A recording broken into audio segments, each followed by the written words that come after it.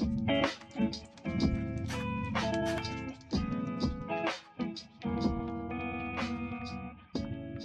everyone. Welcome back to Alpha Art Gallery's Meet the Artist series. My name is Miriam Tanis, and I'm here with Keith Vogrin, who's an exhibiting artist for the New Brunswick Art Salon, oil sculpture and mixed media exhibition of 2024, titled Color and Texture, Anthologies of Artistry.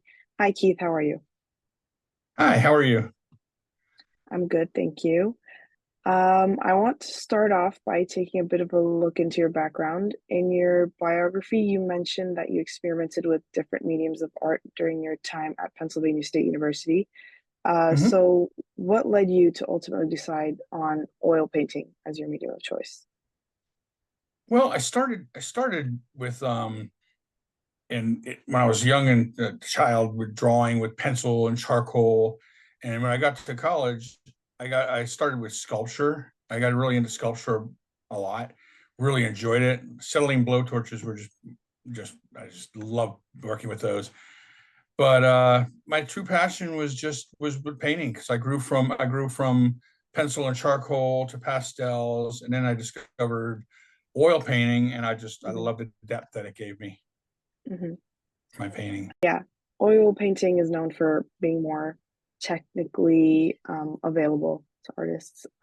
So your paintings are known for their dramatic contrast of light and dark areas. How do you hmm approach creating such striking contrast, and what role does light play in your work? Well, I look for subject matter that's going to have some strong contrast to begin with, and then I even exaggerate it a little bit more if it's not strong enough. Sometimes I just exaggerate a little bit more. Hmm. The colors I pump in colors that don't aren't even there in nature, but Hmm. your eye, when you put them on the canvas, your eye creates the illusion that it's not that color. Yeah, that's true. You mentioned that you draw inspiration from nature and architecture, with man being the secondary when included. Can you elaborate on how you balance these elements in your composition and what significance both nature and architecture hold for you? Well, nature and architecture, I fell into doing that more because, quite frankly, I didn't have source material for figures. I mean, I was a good figure drawing figure drawing artist when I was in college, and I just don't have an awful lot. The local gallery does have they call it a drink and draw every Sunday night. I keep meaning to go down. I mean, I have work in there, continually, but I've been meaning to get down, just haven't gotten down there yet to do it because it's been so many years since I did figure drawing. But I always Hmm. loved it, and Hmm. so I just got into I started doing stronger architecture and nature scenes. Following up on that, many of your paintings depict outdoor scenes ranging from rural landscapes to cityscapes, often from Mhm. unusual perspectives, as you've mentioned in your biography. How does your personal taste for outdoor activities influence your artistic vision and choice of subject matter? I'm very often inspired by where I'm at outdoors. Hmm. I do a lot of fishing. I do some hiking, camping as well, and a lot of the places that I go are inspiration for me. Like I just took a trip up to New England Mm. over about a month ago and hit the coast of Maine, and it was just amazing because it's totally different coast that I'm used to ever seeing. Yeah, So new inspiration. yeah.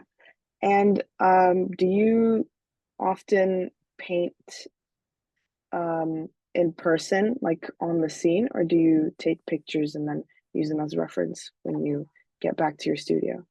I use the pictures as a reference. I Okay. use the pictures as Okay. a reference as a starting point. I usually take Hmm. a bunch of different pictures from one area. Hmm. I'll change things out, I'll eliminate things, I add things sometimes. It's not, yeah, it's used as a reference point. Hmm. And do you have, I've noticed in this particular collection of works you've done for this exhibit, there's kind of like a trend of the color palette. You tend to play a lot with cooler tones.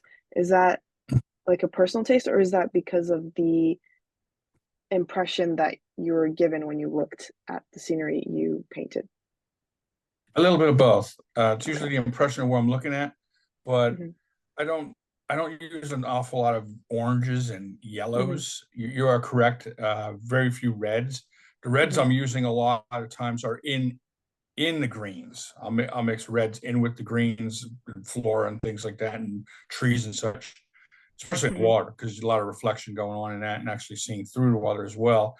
So Hmm. I'll use some warmer colors there, but it's predominantly cooler. You're correct. A lot of Hmm. cool colors. And have you ever, since you prefer nature and architecture, in your paintings, have you ever uh, tried depicting like living humans or like animals and such, or has it always been kind of more scenic paintings? Mostly scenic. I mean, sometimes I'll mix a person in here and there. I Hmm. have one coming up for this up year coming up planning I'm planning, and that's going to be called Back of the Bus, and it's going to Oh, be very looking up nice. from the back of the bus at people in the bus. So Oh. I do have one of that planned. Hmm. Uh, I just haven't gotten to it. I've been Hmm. playing actually it's been kind of sketched for about 2 years. I just haven't gotten to it yet. But it's so I do some in there like that. As far as animals, very few. I mean, it's real hard to get a dog to pose for you. Yeah. I've taken pictures of them, and I try to stay away from animals a lot because I'm trying to figure out how the best way to word this is. It's just it seems a little mundane. I hate to say Hmm. I love animals, Hmm. but a lot of people who like to paint for just the fun of just recreational, whereas I'm more of a traditional type artist. So hmm. I kind of stay away from you know animals. Yeah. And a lot of your work can be seen as kind of realism. There's not much like fantastical elements in them. Do you have any, maybe like you use color, or maybe there's kind of little Easter eggs that people might not notice when looking at it for the first time, but is there anything you use to make your paintings figurative, or do you prefer to keep things realistic? Mostly realistic, but sometimes I will sneak in some odds and ends things. Okay. I in one of the street scenes I did. As a matter of fact, I think that I have it I submitted that to be in the show. Hmm. There's looking down the street. If you look real subtly, one of the doors to the buildings is open, as if somebody's looking out at you, and somebody's Whoa. peeking out of the door. Yeah, so I like once in a while I'll sneak something in like that. If if it's there, I won't try to force something, but Hmm. it seemed like the right thing to do at the time. And unless you really know to look for it, you might not notice it. Like, and Yeah. another one of the scenes is a scene of a cemetery that you're looking down and there's a mausoleum right in the foreground. Hmm. If you may not see it on the slide in the pictures of it, but if you see it in person, you look up close. There's graffiti on the mausoleum. Oh, very nice. So, and it's something really sad about a cemetery that has been vandalized. I mean, it's sad Yeah. enough to begin with, but let alone Yeah. having toppled over tombstones and graffiti is just So it's just something to Yeah. really strike a mood in somebody, but it's subtle. It's Yeah. not it's not in your face. That's wonderful. You've described your painting style as a controlled looseness, incorporating visible Mhm. brushstrokes and texture wherever it's needed. Could you explain how you achieve the balance between control and spontaneity in your artistic process? It kind of comes out, Hmm. but I put a lot more texture on things that have more texture in nature. Hmm. So if there's a stucco wall, it's going to feel like you're going to see the texture similar to that.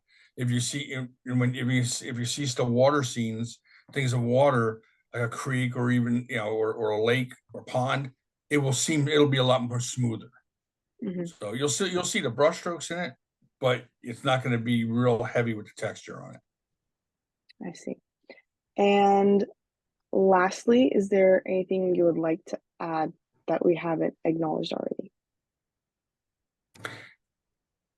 Probably not. Other than some of my probably one of my biggest influences was one of my art professors in college, but he did super realism. Oh. and I couldn't. That was too strongly. So because I wasn't as tight as all that, but I wasn't as Mhm, loose as some of the other people that I knew in my mhm, painting. So that's why I like to call it controlled mhm, looseness. So, but I have a great respect of people who work either way, loose, mhm. very loose, or uh, you know, tight or super realism. And the other thing too is I tend to really appreciate art which is very different from my own. Like when my wife and I will go to the gallery openings and take a look at the artwork, I'll ask her, what's your favorite? And she'll ask me what my favorite is. And I mean, obviously non-Keith's piece.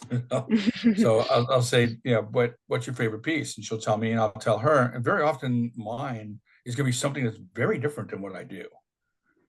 So That's I guess I can really, appreciate yeah, because I don't live in that world, so I can appreciate that. yeah, that's true. It's nice to be able to find kind of like a balance between going very detail oriented or going very more like abstract. I practice art myself and I lean more towards realism, but I agree with you.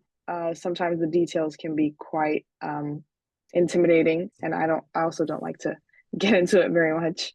Um, and on that wonderful note, I would like to conclude our interview. Thank you so much for being here with us today, Keith. We look forward to Thank you. seeing your art displayed at our Colors and Texture Anthologies of Artistry exhibit with um, Alfa Art Gallery, which will be on view starting from August 27th to October 19th of 2024. Thank you once again, Keith, and have a great rest of your day. And thank you. I appreciate your time. You have a great day. Thank you.